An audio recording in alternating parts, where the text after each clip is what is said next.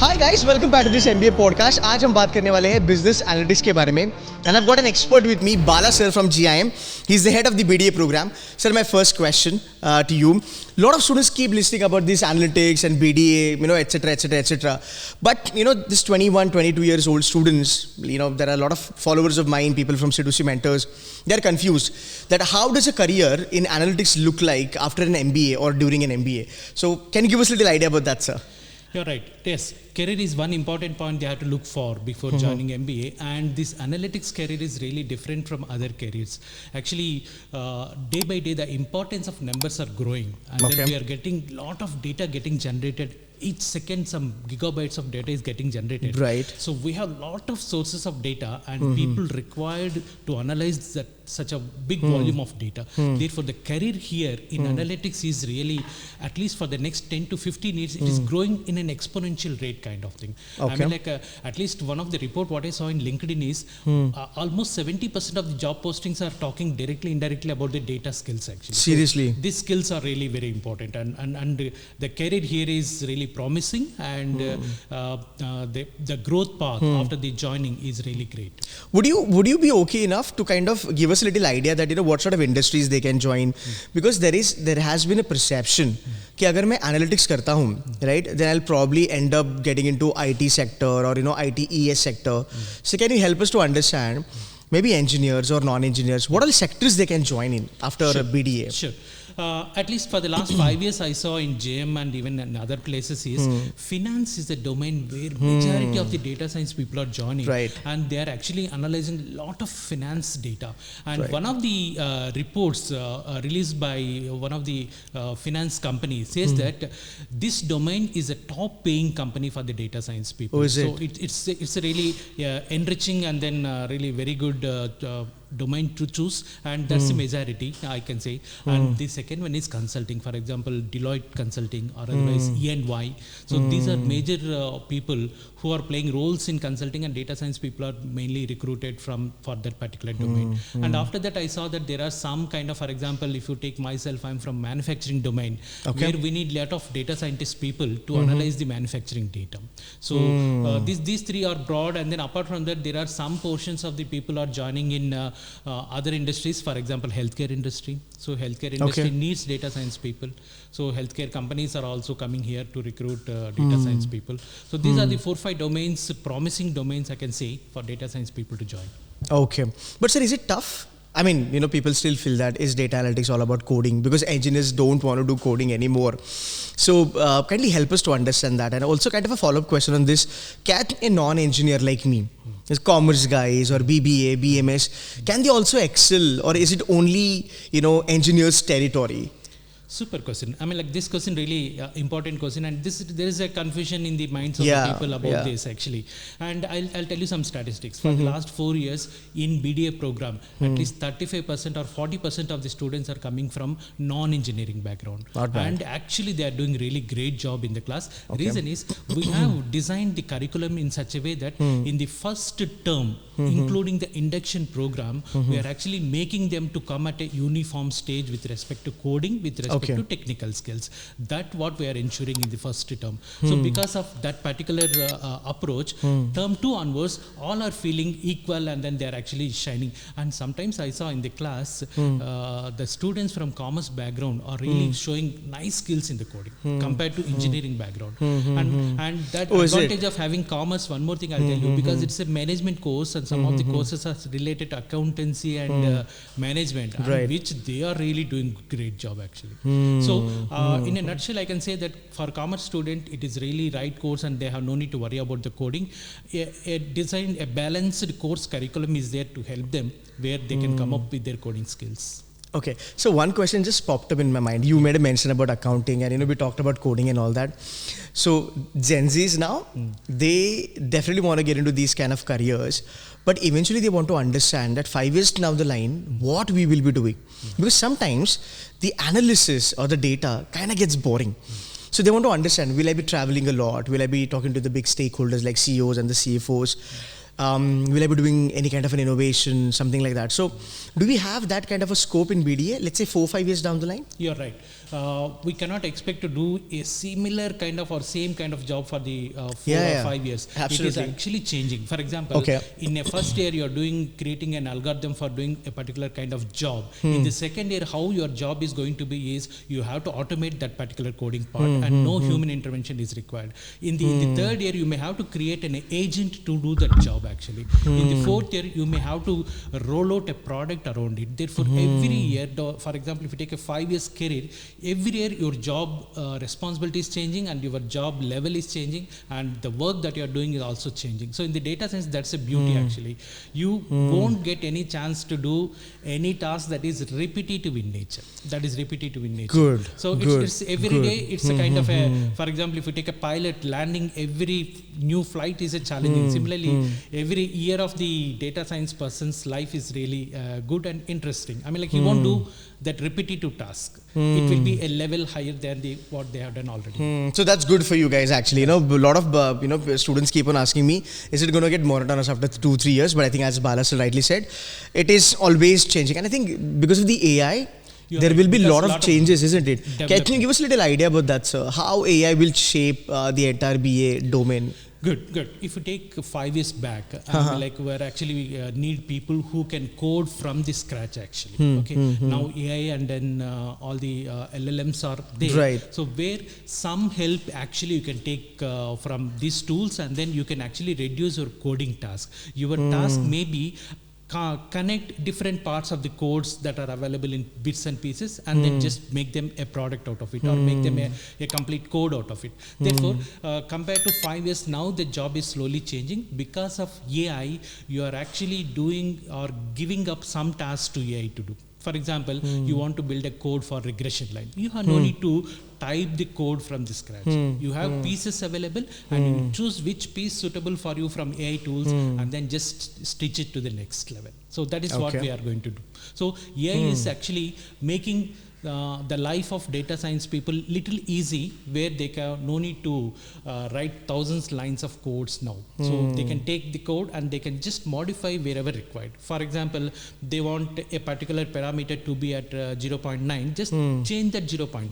No need to write the entire code, kind of thing. Okay, sounds good. So while you were talking about the AI and the BDA program, I was just thinking on the level, everybody is now talking about analytics, right?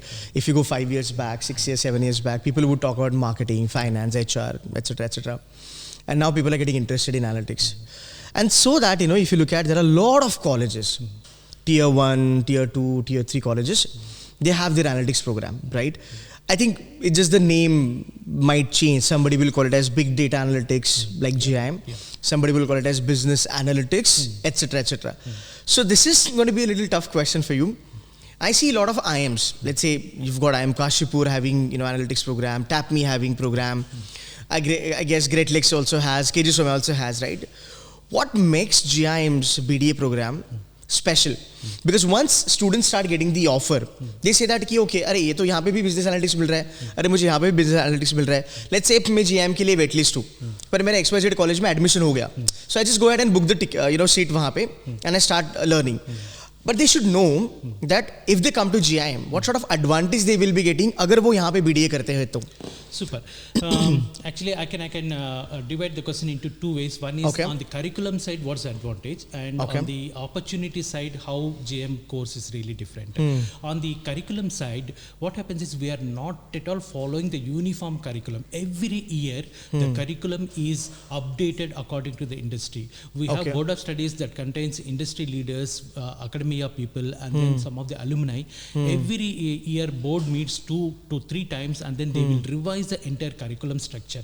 So what happens because of that, students are able to learn the latest developments that are happening in the market in their curriculum. For example, if you take prompt engineering, we don't wait prompt engineering to be a course for 2 to 3 years, wait and then do. We will immediately implement that particular part as a part of the curriculum. So the curriculum changes that are happening in Go and Stock Management is really rigor, and we are actually, especially in Big Data Analytics program, we are doing that change every year. Every year you can see the new things are implemented. That is on the curriculum side. It is really different, and that's one of the differentiation point. So you change every year as per the industry demand. Correct, industry demand. Okay, and you align it with the job that Correct. they are Job looking market at. kind of Okay, thing. fair That's enough, one fair thing. enough. And second is opportunity side. We have MOM with a lot of companies, for example KPMG, Delivery. We have a lot of MOMs with companies where they are giving a lot of live project opportunities while they are Awesome. doing BDA program. That's good, that's so good. one side they are actually doing the BDA program, but weekly 4 hours or 5 hours they are spending on the live projects where they mentored by the industry people. Good. So almost in BDA program, out of say 180 students, 160 students will get at least one live project opportunity in the entire 2 years time period. So this live project opportunity make them get the experience of working in the industry. So they are more suitable when they go for the job kind of thing. So these are some of the opportunities. We have MOMs with recent MOM with Software Technology Parks of India, where STPI is coming forward to fund some of the innovative thoughts, entrepreneurial thoughts, and then they want to actually develop that kind of thinking in the students. They are taking some training classes, they're arranging some funding for the startups when it comes from the student side. So these are on the opportunity side. So when you consider curriculum side and opportunity side, GM stands really different. And students can really learn lot of things here in their 2 years time period. Sir, are these live projects different than the summer internship? You are right. Live projects different from summer internship. And are these paid, by the way? You are right. Okay. Some of the live projects are paid. Some of the live projects are unpaid projects. But a summer internship, 100% paid summer internship. Right. One more difference is in summer internship, students will go to the place of the client and they will sit with the client and work. But here, in the otherwise on the live projects, they'll stay in the campus. Right. They will do their curriculum, and weekly 4 or 5 hours they'll spend on the industry work. And every week they'll get 1 hour mentorship from the industry mentor. And at least I can say 50 to 60% of these live projects are paid projects, and some of them are unpaid. Nice. And sir, if I'm not wrong, for BDA, the summer internship is for like 6 months? This is the unique point in Big Data Analytics program. Yeah, because I'm thinking from the money perspective. So my student, if you guys join BDA, right, and if they get placement, you'll be making money for the 6 months out of 24 months of your MBA program, which you guys have an advantage over and above core program folks. Right. So can you explain us this little bit? Yeah, actually what happens when we started this program, any data science project involves different phases. For example, data collection, preparation, data modeling, data visualization, report creation.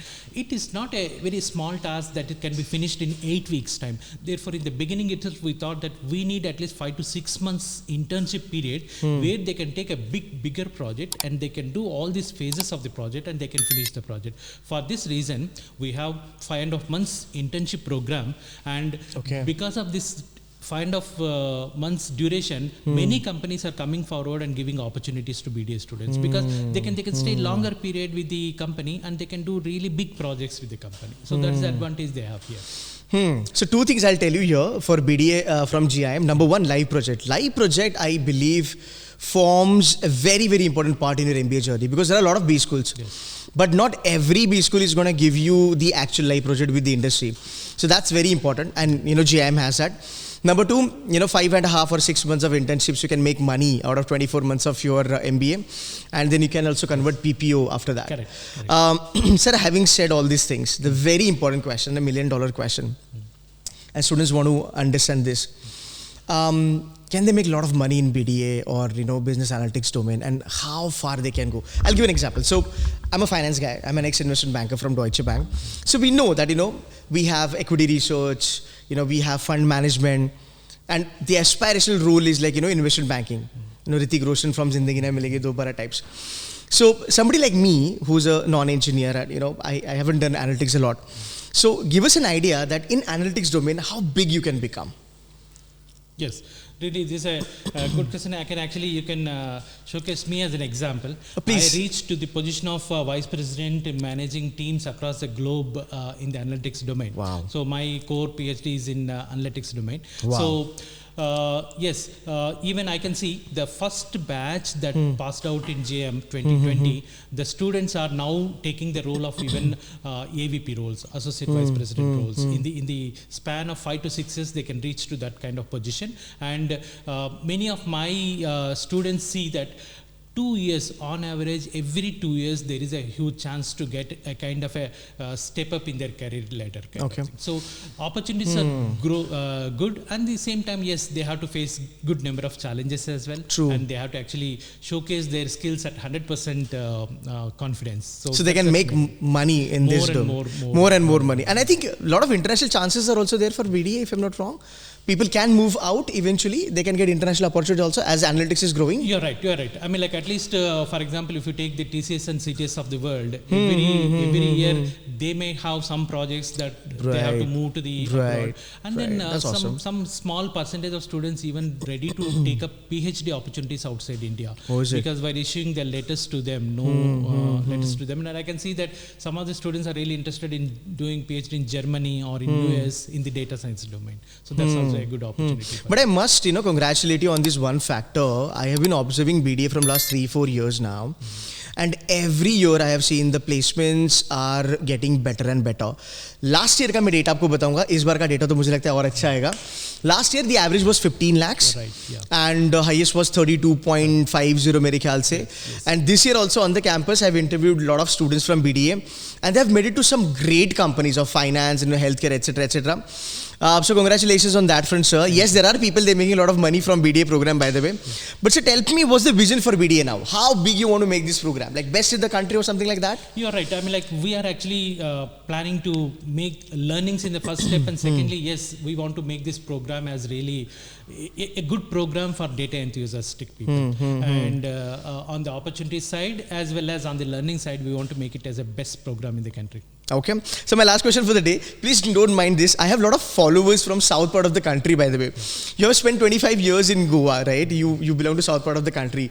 How does it feel? How's the vibe of Goa, sir? Because south and Goa is like, north and south pole actually. Exact opposite. One biggest point in living in Goa, especially in Goa Institute of Management, is really very, very fantastic campus actually. Yeah, absolutely. The campus that built in 50 acres of land surrounded by That's the huge. mountains and jungles, really very nice. And the calmness when you walk in the evening on the roads of the GM, you can find really very calm and peace kind of thing. And sometimes the number of birds and then their sounds, and sometimes we have visitors also. For example, peacocks are visitors. Some visitors from jungle also come to us and we used to see them. I hope it's safe. That's really very nice to see. I mean, like, beautiful campus, and living here is fantastic, amazing experience. Because I spent time in Bangalore and Pune, cities like that, but this environment is really great. Awesome. Thank you so very much, sir, for giving some time. Thank you. And guys, do drop in your comments, about roles, about placements, about opportunity, anything and everything that comes to your mind. Comment karna hai aapko. And Bala sir, as usual, thank you so very much. Thank you. You've always been kind enough to give some time and, enlighten my audience. So I really want to thank you on that front. So thank you, sir.